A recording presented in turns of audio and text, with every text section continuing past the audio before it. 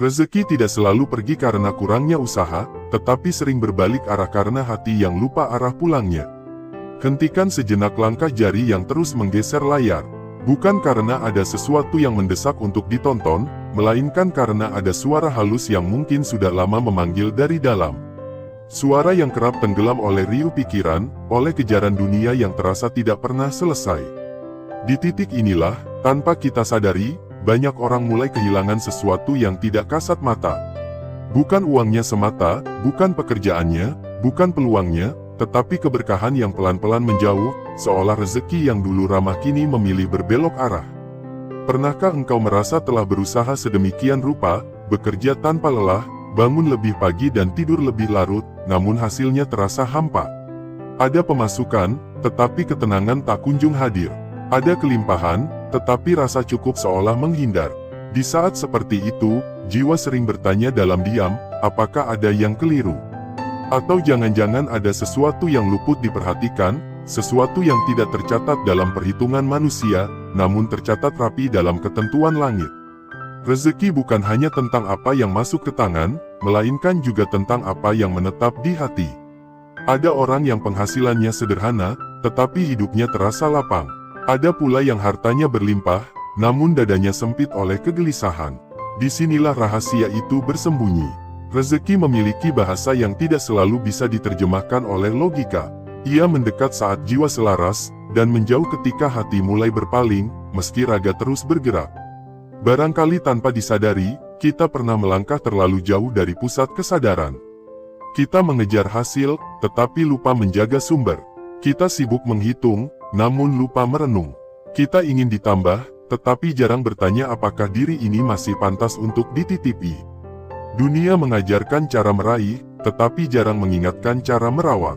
Padahal, apa yang tidak dirawat dengan kesadaran, lambat laun akan pergi tanpa pamit. Ada masa ketika doa terasa ringan di lisan, namun berat dirasa. Ada waktu ketika ibadah dilakukan, tetapi jiwa seperti tidak hadir sepenuhnya. Gerakan tetap berjalan, rutinitas tetap terjaga, namun hati tidak lagi bergetar. Dalam kondisi seperti ini, rezeki tidak langsung dicabut, tetapi keberkahannya perlahan dikikis. Bukan sebagai hukuman, melainkan sebagai isyarat lembut agar kita kembali menoleh ke dalam. Seringkali manusia mengira rezeki tertahan karena faktor di luar dirinya. Padahal, yang paling berpengaruh justru apa yang tersembunyi di balik dada. Cara kita memandang hidup, cara kita menyikapi ujian, cara kita memperlakukan sesama, bahkan cara kita berbicara kepada diri sendiri saat tidak ada yang mendengar. Semua itu membentuk medan halus yang menentukan apakah rezeki betah tinggal atau memilih berbalik arah.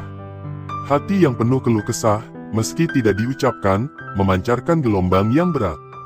Jiwa yang terus membandingkan, meski diam-diam, menciptakan jarak dengan rasa cukup.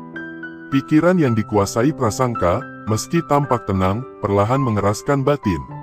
Dan batin yang mengeras akan sulit menampung keberkahan, seindah apapun bentuknya. Namun kabar baiknya, arah yang pernah berbelok selalu bisa diluruskan. Tidak dengan langkah yang tergesa, tidak pula dengan perubahan yang memaksa. Rezeki memahami bahasa kelembutan. Ia merespons ketulusan, bukan kepanikan. Ia mendekat pada kesadaran, bukan tuntutan.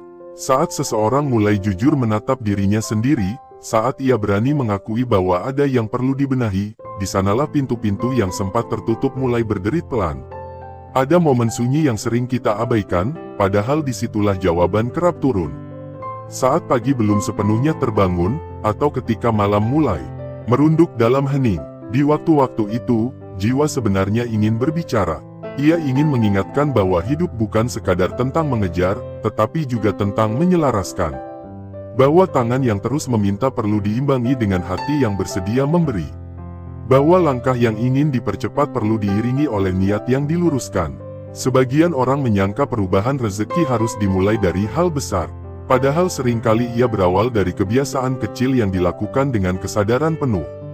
Dari cara bangun di pagi hari, dari cara menyapa kehidupan, dari cara menerima kenyataan tanpa menggerutu. Hal-hal yang tampak sepele ini, jika dilakukan dengan hati yang hadir, dapat menggeser arah hidup secara perlahan namun pasti.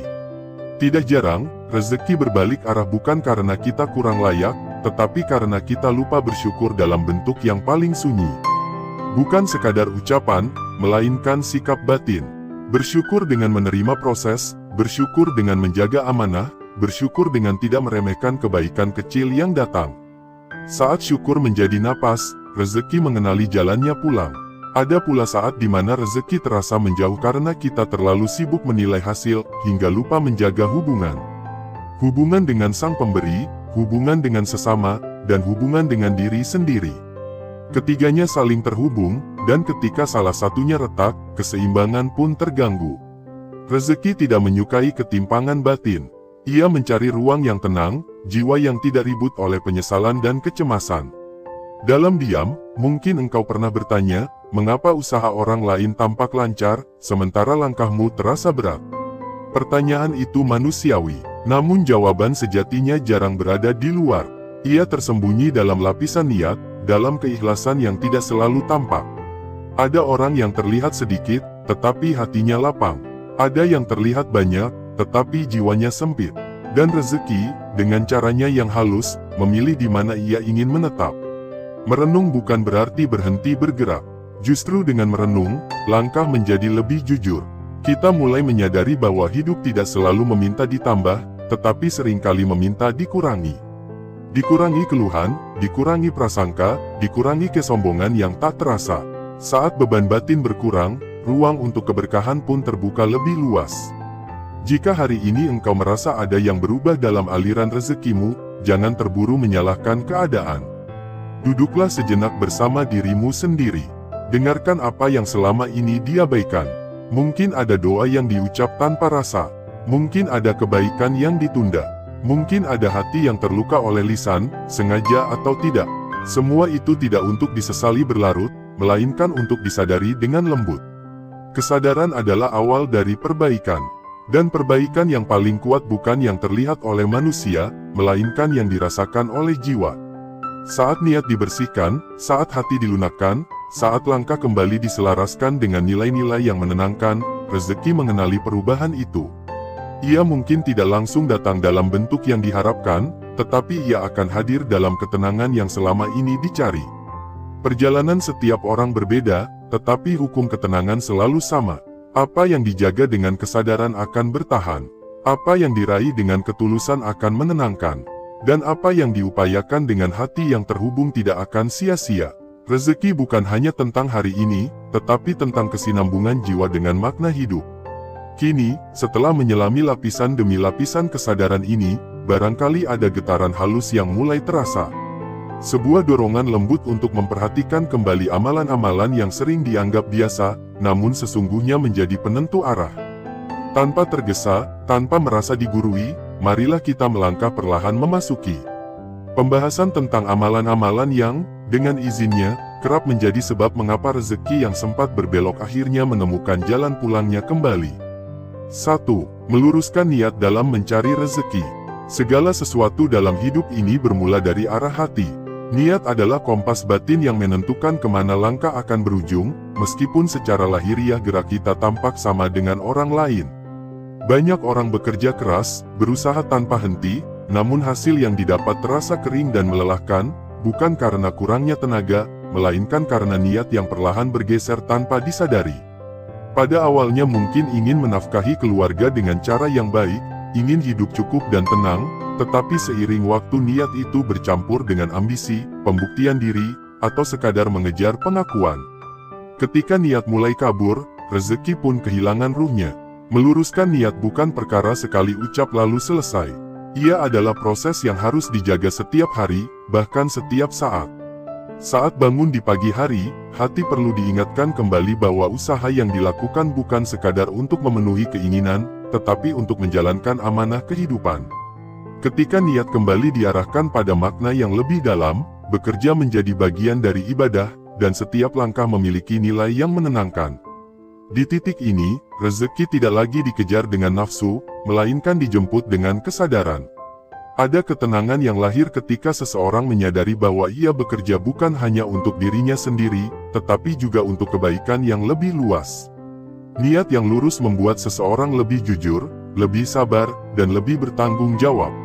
Ia tidak mudah tergoda untuk mengambil jalan pintas yang merusak batin. Ia memahami bahwa rezeki yang baik bukan hanya yang banyak, tetapi yang membawa damai dan tidak meninggalkan luka di dalam hati. Dari sinilah, keberkahan mulai tumbuh, pelan namun nyata, mengikuti jejak niat yang kembali bersih. 2. Menjaga salat tepat waktu dengan kehadiran hati. Salat bukan sekadar rutinitas yang mengisi jeda di antara kesibukan, melainkan pertemuan yang menata ulang jiwa. Ketika salat dilakukan tepat waktu, sesungguhnya seseorang sedang melatih dirinya untuk mendahulukan yang paling penting dibanding yang terasa mendesak. Disitulah nilai besar tersembunyi. Banyak orang menunda bukan karena tidak sempat, tetapi karena merasa urusan lain lebih utama. Padahal, saat salat diletakkan di posisi yang benar, seluruh urusan justru terasa lebih ringan. Menjaga salat tepat waktu bukan hanya tentang cepat berdiri dan menyelesaikan gerakan, tetapi tentang menghadirkan hati sepenuhnya. Ada perbedaan besar antara tubuh yang berdiri dan jiwa yang ikut bersujud. Ketika hati hadir, salat menjadi ruang dialog yang sunyi namun dalam. Di sanalah keluh kesah dilepaskan tanpa perlu kata-kata panjang. Di sanalah jiwa yang lelah menemukan tempat bersandar. Dari pertemuan inilah, kekuatan batin diperbarui, dan arah hidup diluruskan kembali. Salat yang dijaga dengan kesungguhan memiliki dampak yang meresap ke seluruh aspek kehidupan. Ia membentuk disiplin yang lembut, kesabaran yang dalam, dan ketenangan yang tidak mudah terguncang. Orang yang menjaga salatnya akan lebih peka terhadap apa yang halal dan apa yang meragukan, lebih berhati-hati dalam bersikap, dan lebih sadar dalam mengambil keputusan. Kepekaan inilah yang sering menjadi sebab mengapa rezeki terasa lebih mengalir, bukan karena jumlahnya semata, tetapi karena cara menerimanya penuh dengan rasa cukup. 3. Memperbanyak istighfar dan taubat dengan kesadaran diri.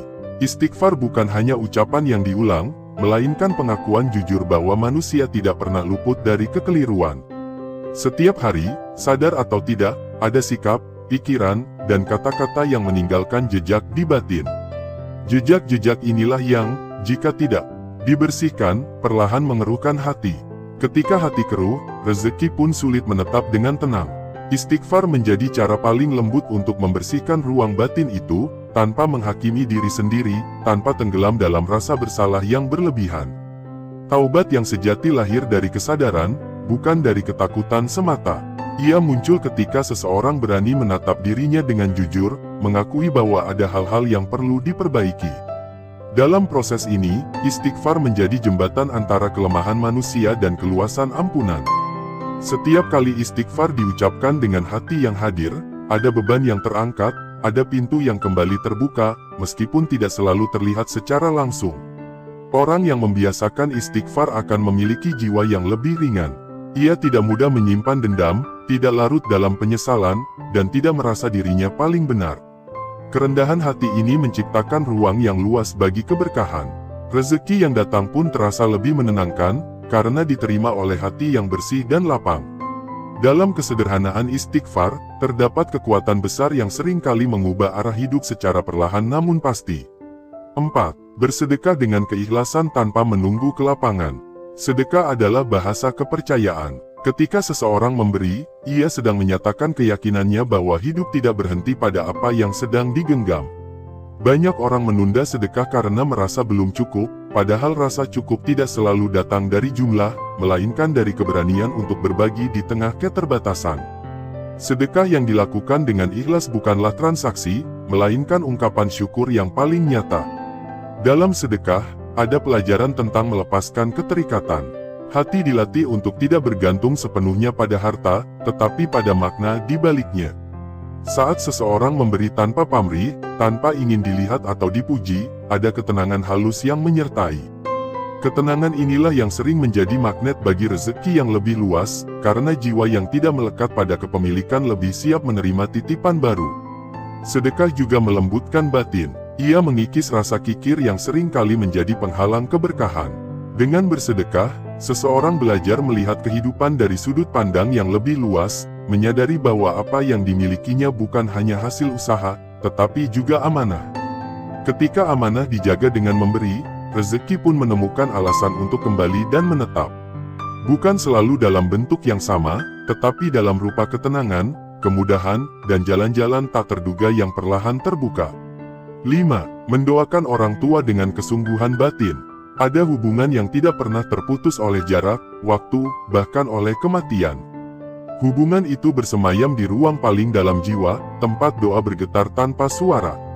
Mendoakan orang tua bukan sekadar tradisi lisan, melainkan pengakuan batin bahwa hidup kita bertumbuh dari pengorbanan yang tidak selalu terucap.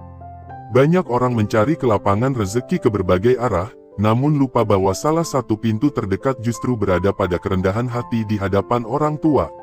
Ketika seseorang meluangkan waktu untuk mendoakan orang tuanya dengan sungguh-sungguh, sesungguhnya ia sedang melunakkan hatinya sendiri. Doa itu membersihkan sisa-sisa kesombongan yang mungkin tumbuh tanpa sadar. Ia mengingatkan bahwa tidak ada keberhasilan yang sepenuhnya lahir dari kekuatan pribadi. Kesadaran ini menumbuhkan rasa syukur yang dalam, dan dari syukur itulah keberkahan sering mengalir dengan cara yang tidak disangka. Ada keajaiban yang halus ketika doa untuk orang tua dipanjatkan dengan penuh hormat dan kasih. Hati menjadi lebih tenang, langkah terasa lebih ringan, dan beban hidup seakan tidak lagi sepenuhnya ditanggung sendiri. Banyak orang merasakan perubahan arah hidupnya setelah membiasakan diri mendoakan orang tua, bukan karena doa itu memaksa keadaan, tetapi karena doa tersebut mengundang ketenangan yang mempengaruhi seluruh sikap hidup. Dari sikap itulah, rezeki menemukan jalannya. 6. Menjaga lisan dan akhlak dalam keseharian. Lisan adalah cermin batin. Apa yang keluar darinya seringkali menunjukkan apa yang tersembunyi di dalam. Banyak orang tidak menyadari bahwa kata-kata yang diucapkan dengan ringan dapat meninggalkan dampak yang berat, bukan hanya bagi orang lain, tetapi juga bagi diri sendiri. Menjaga lisan bukan berarti menahan diri secara kaku, melainkan menyadari bahwa setiap ucapan membawa energi yang mempengaruhi suasana batin dan lingkungan sekitar. Akhlak yang baik lahir dari kesadaran bahwa hidup ini saling terhubung. Ketika seseorang berbicara dengan lembut, jujur, dan tidak merendahkan, ia sedang membangun jembatan kepercayaan. Kepercayaan inilah yang sering menjadi sumber rezeki yang tidak terduga, berupa kesempatan, pertolongan, dan hubungan yang membawa kebaikan. Sebaliknya, lisan yang kasar dan akhlak yang diabaikan perlahan menutup pintu-pintu tersebut, meskipun secara lahiriah usaha terus dilakukan. Menjaga akhlak juga berarti bersikap adil dalam situasi yang sulit, tidak memanfaatkan kelemahan orang lain, dan tidak menghalalkan segala cara demi keuntungan sesaat. Sikap seperti ini mungkin terasa berat di awal, tetapi ia menciptakan ketenangan jangka panjang. Rezeki yang datang melalui jalan yang bersih akan lebih mudah menetap, karena diterima oleh jiwa yang tidak gelisah. Dalam ketenangan itulah, hidup menemukan ritmenya yang seimbang. 7. Bersyukur dalam keadaan sempit maupun lapang. Syukur sering disalahpahami sebagai respons terhadap kelimpahan. Padahal, syukur sejati justru diuji dalam keterbatasan. Ketika keadaan sempit, syukur bukan berarti menolak kenyataan, melainkan menerimanya dengan hati yang tidak memberontak. Sikap batin inilah yang menjaga jiwa tetap lapang meskipun kondisi belum berubah. Dari kelapangan batin, lahir kejernihan berpikir dan keteguhan melangkah. Orang yang bersyukur tidak mudah dikuasai rasa iri dan keluh kesah. Ia mampu melihat makna di balik setiap keadaan, meskipun belum sepenuhnya memahami rencananya. Syukur seperti cahaya kecil yang dinyalakan di tengah gelap. Cahaya itu mungkin tidak langsung mengubah keadaan, tetapi cukup untuk menunjukkan arah. Rezeki merespons cahaya ini dengan cara yang lembut, menghadirkan kemudahan demi kemudahan yang seringkali baru disadari setelah dilalui. Dalam syukur, ada penerimaan yang mendalam. Penerimaan ini membebaskan jiwa dari tekanan yang tidak perlu. Ketika jiwa bebas, rezeki lebih mudah mengalir karena tidak terbentur oleh dinding keluhan dan penolakan. Syukur bukan akhir dari perjalanan, melainkan cara berjalan yang membuat setiap langkah terasa lebih ringan dan bermakna. 8. Menjaga kejujuran dan amanah dalam setiap peran. Kejujuran adalah fondasi yang sering dianggap sepele, padahal ia menopang seluruh bangunan kehidupan. Dalam dunia yang serba cepat dan kompetitif, godaan untuk mengorbankan kejujuran demi keuntungan sesaat sangatlah besar. Namun, setiap kali seseorang memilih jujur di tengah peluang untuk berbuat sebaliknya, ia sedang memperkuat batinnya. Kekuatan inilah yang menjadi tempat berlabuhnya rezeki yang berkelanjutan. Amanah tidak hanya tentang tanggung jawab besar, tetapi juga tentang hal-hal kecil yang sering luput dari perhatian. Menepati janji, menjaga kepercayaan, dan menjalankan tugas dengan sungguh-sungguh adalah bentuk amanah yang membentuk karakter. Karakter yang kokoh menciptakan reputasi yang baik, dan dari reputasi inilah banyak pintu rezeki terbuka. Bukan karena dicari, tetapi karena dipercayakan. Menjaga kejujuran dan amanah mungkin tidak selalu menghasilkan keuntungan cepat, tetapi ia menciptakan kestabilan yang mendalam. Rezeki yang datang melalui jalan ini terasa lebih menenangkan, karena tidak dibayangi rasa takut dan penyesalan. Dalam jangka panjang, kejujuran dan amanah menuntun seseorang pada kehidupan yang utuh, di mana rezeki bukan hanya soal jumlah, tetapi juga tentang ketenangan jiwa dan keberlanjutan makna hidup. Kesimpulan dari seluruh pembahasan ini bukanlah sebuah rumus instan untuk memperbanyak harta, bukan pula janji perubahan cepat yang bisa diukur dalam hitungan hari. Ia adalah undangan halus untuk kembali memandang rezeki sebagai perjalanan batin, bukan sekadar hasil lahiriah. Setelah menelusuri satu demi satu makna yang tersembunyi di balik niat, ibadah, pembersihan jiwa, keikhlasan memberi, bakti kepada orang tua, penjagaan akhlak, rasa syukur, hingga kejujuran dan amanah, kita sampai pada satu kesadaran yang utuh bahwa arah rezeki sangat dipengaruhi oleh arah hati. Seringkali manusia terlalu fokus pada apa yang tampak di luar, hingga lupa bahwa kehidupan digerakkan oleh sesuatu yang tidak kasat mata. Rezeki bukan hanya soal angka yang bertambah atau berkurang, melainkan tentang bagaimana hidup dirasakan dari dalam. Ada orang yang tampak memiliki segalanya, tetapi jiwanya terus merasa kekurangan.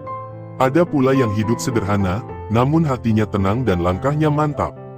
Perbedaan ini tidak lahir dari nasib semata, tetapi dari kualitas hubungan seseorang dengan dirinya sendiri, dengan sesama, dan dengan sang pemberi kehidupan. Meluruskan niat mengajarkan bahwa setiap usaha memiliki nilai ketika diarahkan pada makna yang benar. Niat yang bersih menjadikan pekerjaan bukan sekadar rutinitas, melainkan jalan pengabdian. Dari sini lahir kejujuran dalam bertindak dan kesabaran dalam menghadapi proses. Menjaga ibadah dengan kesungguhan menghadirkan keseimbangan, seolah jiwa diberi ruang untuk bernapas di tengah tekanan hidup. Istighfar dan taubat membersihkan hati dari beban yang tidak terlihat, membuka ruang bagi ketenangan yang selama ini dicari. Sedekah melatih keberanian untuk percaya bahwa hidup tidak berhenti pada apa yang kita genggam, tetapi bergerak melalui apa yang kita lepaskan dengan ikhlas. Mendoakan orang tua menghubungkan kembali manusia pada akar keberadaannya. Dari doa itulah lahir kerendahan hati, dan dari kerendahan hati muncul keberkahan yang tidak dibuat-buat. Menjaga lisan dan akhlak membentuk lingkungan batin yang bersih, tempat rezeki merasa aman untuk tinggal. Bersyukur, baik dalam lapang maupun sempit, menjaga jiwa tetap terang di tengah perubahan. Dan kejujuran serta amanah menjadi fondasi kokoh yang menopang semua aspek kehidupan, memastikan bahwa apapun yang datang tidak meninggalkan luka di hati. Keseluruhan pembahasan ini mengajak kita untuk berhenti sejenak dari kebiasaan menyalahkan keadaan, lalu berani menengok ke dalam. Bukan untuk menghakimi diri sendiri, melainkan untuk memahami bahwa perubahan besar seringkali dimulai dari pergeseran kecil di dalam jiwa. Rezeki tidak selalu pergi karena kita kurang berusaha, tetapi karena kita lupa merawat batin yang menjadi wadahnya. Ketika wadah itu dibersihkan, dilapangkan, dan dijaga dengan kesadaran, rezeki akan menemukan jalannya kembali, mungkin dengan bentuk yang berbeda, namun dengan makna yang lebih dalam. Hidup pada akhirnya bukan tentang seberapa cepat kita sampai, melainkan tentang bagaimana kita berjalan. Setiap langkah yang diiringi kesadaran akan membawa dampak yang melampaui hasil lahiriah. Rezeki yang diberkahi tidak selalu membuat hidup bebas dari masalah, tetapi membuat masalah terasa lebih ringan untuk dihadapi. Ia tidak selalu menghapus kesulitan, tetapi memberi kekuatan untuk melaluinya tanpa kehilangan diri sendiri. Maka, jika hari ini engkau merasa ada yang berubah dalam aliran hidupmu, jangan tergesa merasa gagal. Mungkin ini adalah undangan untuk kembali menyelaraskan arah. Undangan untuk memperhalus niat, memperdalam ibadah, membersihkan hati, dan memperbaiki hubungan dengan sesama. Semua itu bukan untuk memaksa rezeki datang, melainkan untuk menyiapkan diri agar pantas menerimanya dengan tenang. Dan di titik inilah, kesadaran menjadi harta yang paling berharga. Karena dengan kesadaran, apapun yang datang akan diterima dengan bijak, dan apapun yang pergi tidak akan meninggalkan kehancuran. Hidup menjadi perjalanan yang utuh, bukan sekadar perlombaan tanpa arah. Rezeki pun kembali ke makna asalnya, sebagai titipan yang menguatkan, bukan beban yang melelahkan. Sebagai penutup untuk channel ini, izinkan kami mengajak Anda untuk tidak hanya menjadikan pembahasan ini sebagai tontonan, tetapi sebagai bahan perenungan yang menemani langkah sehari-hari. Tidak perlu tergesa mengubah segalanya sekaligus. Cukup mulai dari satu kesadaran kecil hari ini, satu niat yang diperbaiki, satu sikap yang dilunakkan. Dari sanalah perubahan akan bergerak, pelan namun nyata. Jika Anda merasa mendapatkan ketenangan, pencerahan, atau sekadar teman merenung dari pembahasan ini, semoga ia menjadi bekal yang bermanfaat dalam perjalanan hidup Anda. Terima kasih telah meluangkan waktu untuk hadir sepenuh hati.